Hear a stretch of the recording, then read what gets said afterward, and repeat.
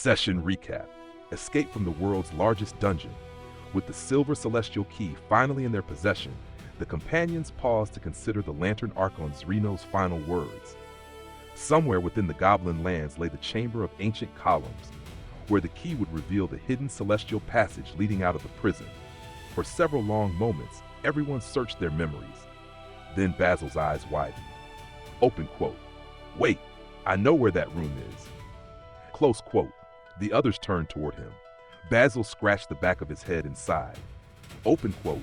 I remember because I fell into a pit trap there. Close quote. A few of the party couldn't help but grin. Basil frowned. Open quote. Actually, now that I think about it, I've fallen into a lot of pit traps. Close quote. The realization seemed to genuinely depress him. Bartleby patted him on the shoulder. Open quote. You're getting pretty good at finding them. Close quote. Basil looked even sadder. With their destination remembered, the companions began the long journey back through the endless halls of the world's largest dungeon. The giant stonebreaker. Hours later, the party entered a cavern unlike any they had seen before. Boom! The entire passage trembled. Another thunderous crash echoed through the stone. Boom! Rounding a bend, they froze. Standing in the center of an enormous chamber was the largest giant any of them had ever seen. The colossal figure casually lifted boulders larger than wagons before hurling them against the cavern wall. Crash! Stone exploded in every direction. The giant reached down for another rock, then paused. Slowly, he sniffed the air. I smell little people. His booming voice shook dust from the ceiling. Come out! The companions exchanged nervous glances before stepping into view. The giant looked them over with mild curiosity. Who are you? The party explained they were merely travelers trying to pass through. The giant shrugged. My job is smash rocks. He hurled another boulder. Boom! My boss tells me smash rocks. Another crash. So, he looked toward the corridor behind them. Go back the way you came. The companions looked at one another. No one argued. After politely wishing the giant a good day, they quietly turned around and left exactly the way they had come. Behind them, boom! Another boulder shattered against the wall. The long march home. Finding another route, the companions continued through the winding maze of forgotten halls. The dungeon, however, had no intention of allowing them to leave peacefully. Goblin scouts emerged from hidden tunnels. They never had much of a chance. Bartleby's eyes narrowed. Goblins. The little rogue needed no encouragement. Steel flashed. One goblin fell before it even realized it had been spotted. Another tried to flee. Bartleby caught him before he had taken 3 steps. Basil laughed. I think he enjoys this a little too much. I do. The answer came without hesitation. More goblins poured from side passages. Lothar crashed into them like a charging avalanche. Zalen vanished into the shadows, appearing only long enough to leave another goblin collapsing to the floor. Ildrex stood like an immovable wall, his blade glowing with righteous power as he struck down those foolish enough to challenge him. Momo's spells lit the tunnels with bursts of magical energy that sent terrified goblins scattering. By the time the fighting ended, the corridors were silent once again. The journey continued through abandoned halls, forgotten chambers, and countless dangers until at last, they reached the Chamber of Ancient Columns. The Celestial Gate. The ancient pillars stood exactly as Zrino had described. As the companions entered, the marks of the righteous upon their hands began to glow. Ancient celestial runes awakened across the stone floor. The hidden lock revealed itself. Basil carefully inserted the silver celestial key. For a heartbeat, nothing happened. Then light. Golden runes blazed to life across every column. The chamber trembled. An ancient stone arch awakened as brilliant celestial energy spiraled across its surface. A portal shimmered into existence. After untold centuries, the escape route had opened once more. Every soul for themselves. The moment the portal stabilized, panic broke loose. Many of the rescue survivors needed no invitation. They sprinted through the portal without looking back. Within moments, most had vanished. Only Kessa, Tabas, Ching, and Allure remained beside the companions. The group exchanged one final look. After everything they had survived together, there was no hesitation. One by one, they stepped through the celestial gateway. A choice preserved.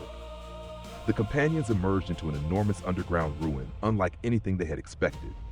Behind them stood the ancient portal.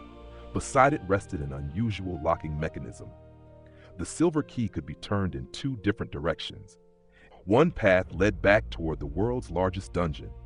The other remained aligned with the escape route they had just taken. The realization settled over everyone. The prison was no longer sealed to them forever. If they ever wished, they could return. Basil carefully removed the silver key. The portal slowly faded. The room became silent once again. The forgotten library. The companions found themselves inside a vast subterranean library buried beneath ancient ruins. Towering shelves stretched toward vaulted ceilings. Broken staircases climbed between collapsed balconies. Thousands of books lay scattered across the cracked stone floor. Cobwebs draped every corner. Ancient dust hung undisturbed in the air. Near one shattered reading table lay two dead drow. Both appeared to have been struck down by incredible lightning. Their blackened armor fused to their bodies. The companions cautiously searched the chamber. Most of the books had long since rotted beyond recognition. One, however, remained intact. Ildrex discovered a heavy tome bound in dark leather. Its title simply read, Demons. Without hesitation, the paladin claimed it. It might yet contain knowledge worth preserving. The Dry Fountain. Leaving the library behind, the companions descended broad stone steps. They opened into a massive ruined temple. Broken columns surrounded a great circular fountain standing at its center. Once beautiful, it had long since run dry. Cracked marble stretched beneath countless cobwebs. Collapsed walls exposed forgotten chambers beyond. Ancient books and shattered furniture lay scattered across the floor. The silence was unsettling. Then, thunk! A crossbow bolt shattered against nearby stone. Another buried itself inches from Basil's head. Ambush! Dark figures emerged from the shadows. 4 heavily armored drow warriors, 2 drow sorcerers, and standing calmly behind them, a powerful drow mage.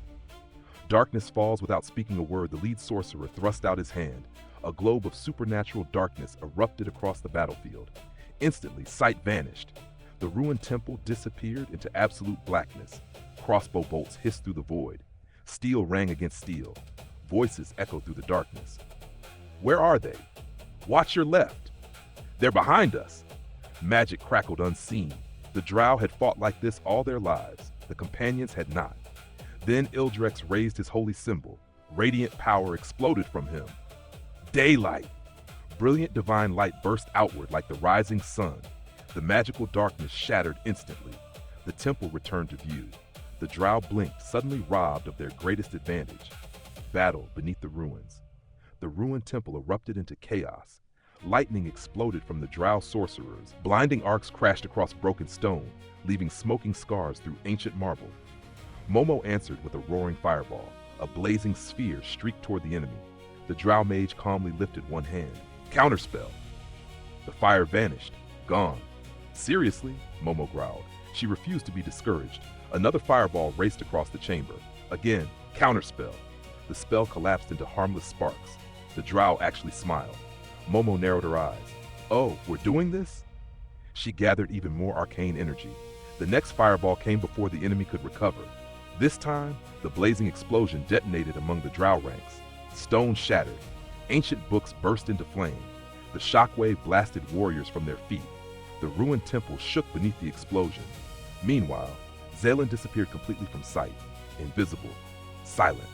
A heartbeat later, a drow warrior staggered forward with a blade buried deep between his shoulders.